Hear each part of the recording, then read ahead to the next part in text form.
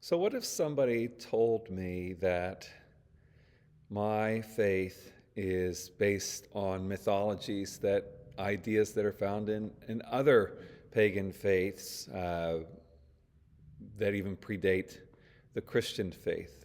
And doesn't that prove the Christian faith to be just copying off other faiths?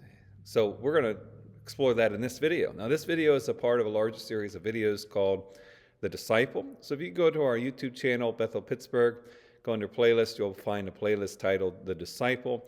In there, you'll find that the videos have titles, includes The Disciple, and then it gives another part of the title, which is the subcategory, or the category that video is under. The playlist is placed in category order, so you can use that to navigate, not alphabetical order, but category order. You can use that to navigate through the playlist. This particular video is under Apologetics, and I'm going to begin a rotation of subcategories here, rotating through how to defend the Christian faith.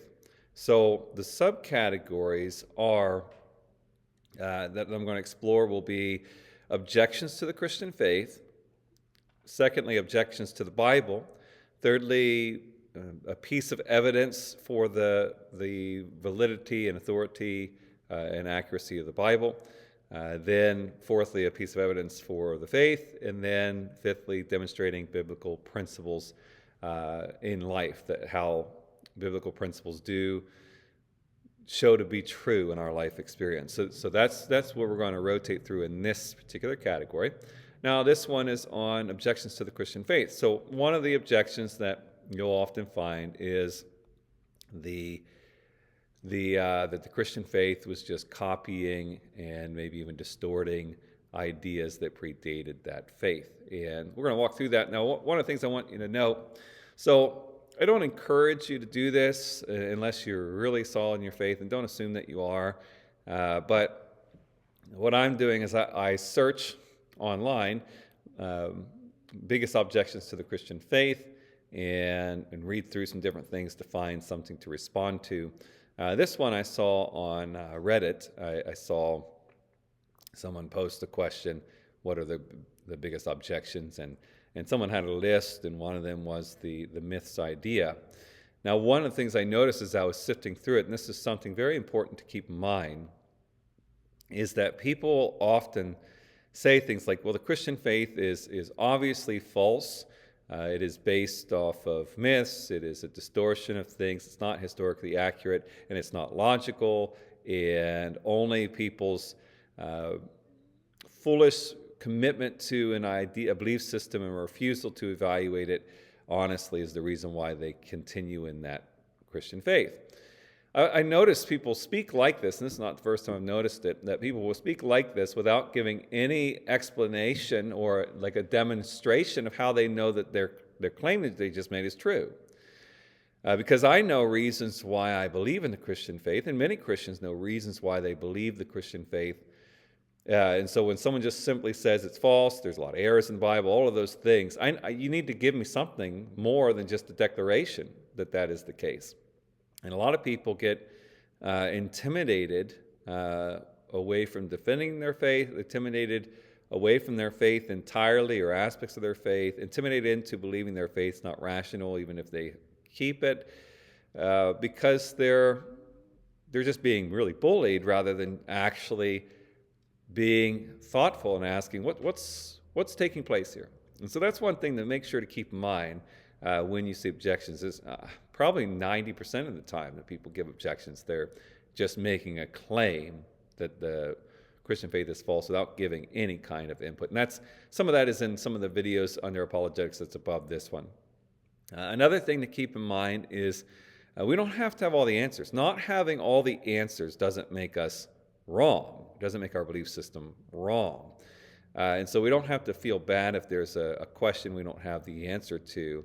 But if someone's going to tell us we should completely give up our faith, they should give a reason. Like, it's one thing for them to ask a question that we don't have the answer to. It's another thing for them to tell us, leave the Christian faith because it's wrong. Well, why is it wrong? It just is. No, that's not good enough for me to give up on my faith. So that's another thing to keep in mind.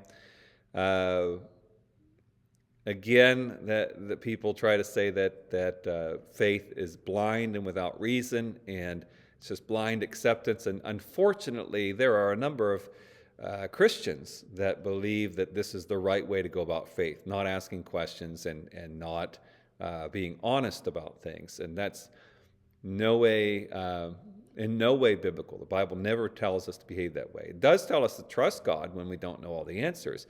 It doesn't tell us that we don't have some of the answers. It doesn't tell us to not be thoughtful. It doesn't tell us to not bring our questions to Him. And so all of those things are there.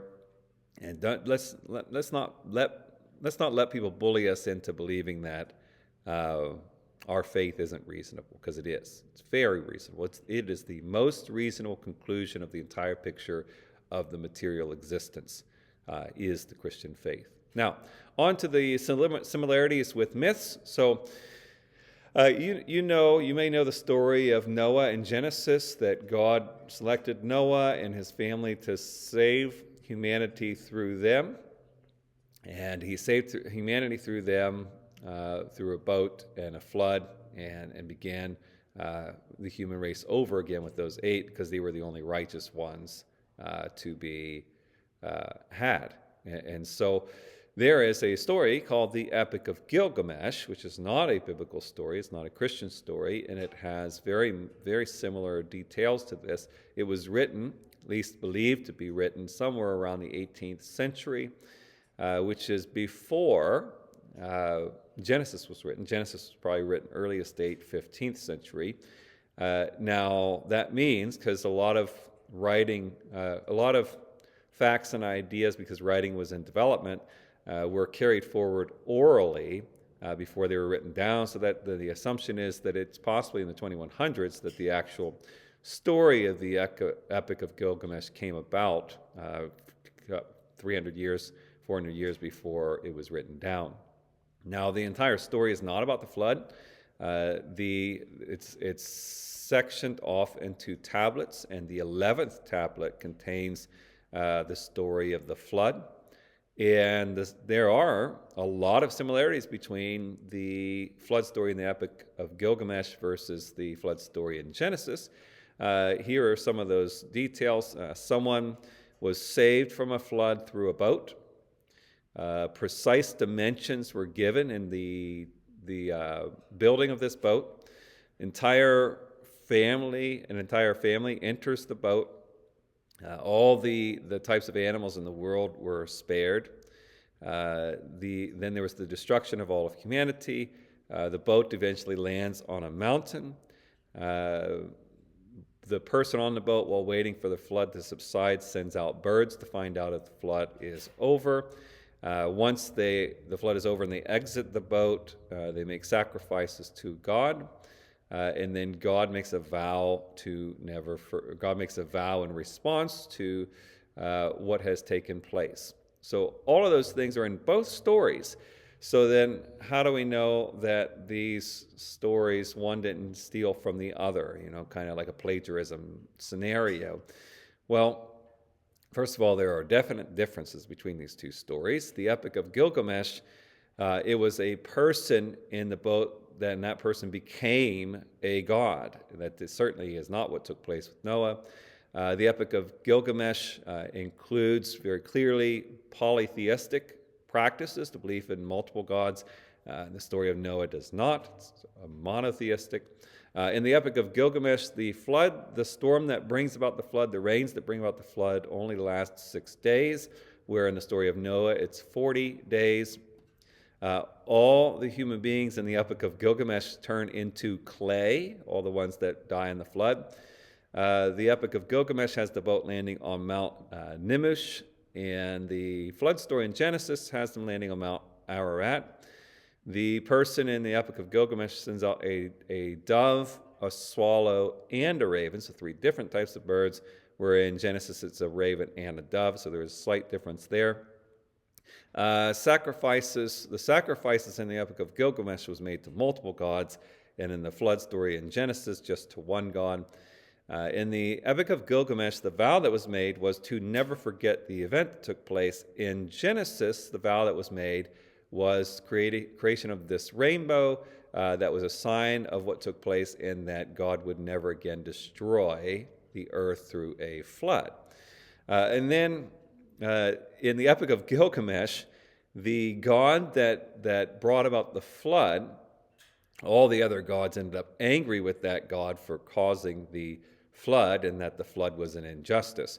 Where in the story in Genesis, it was one God that caused the flood, and that God was justified in his actions. So these are clear differences in these stories. Now, does that mean that one didn't copy off the other? No, it doesn't necessarily mean that.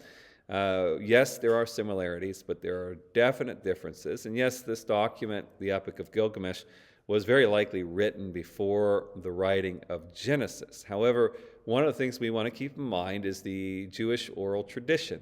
They were keeping most of their records for centuries by word of mouth, which means that very easily the Genesis story could still have predated the Epic of Gilgamesh. So just because we have evidence of its writing earlier does not mean that the story predated the Genesis story. Also consider the details in Genesis, that there was a huge global event that took place, and humanity was brought down to 8 individuals, and these 8 individuals is from whom the remainder of the human race came from. So if that is true, then it would be logical to conclude that there is going to be a lot of tellings of this flood story, because that was a significant event, and they're going to have kids and grandkids, and they're going to spread around the earth, and they're going to talk about great-great-great-grandmother told us that there was a day where there was this entire flood. And this is where a lot of people like to use the telephone game example, that you start with one person telling a story, they whisper in someone's ear, and it gets told to another person, and when you get to the end, the story is very distorted. And that can happen. That is a faulty side of oral tradition. It is possible to have errors and distortions enter into a historical event. There's also wrong intentions. Sometimes people want to prove a religion or practice or justify certain things, and so they distort stories in order to achieve that. So sometimes that's intentional.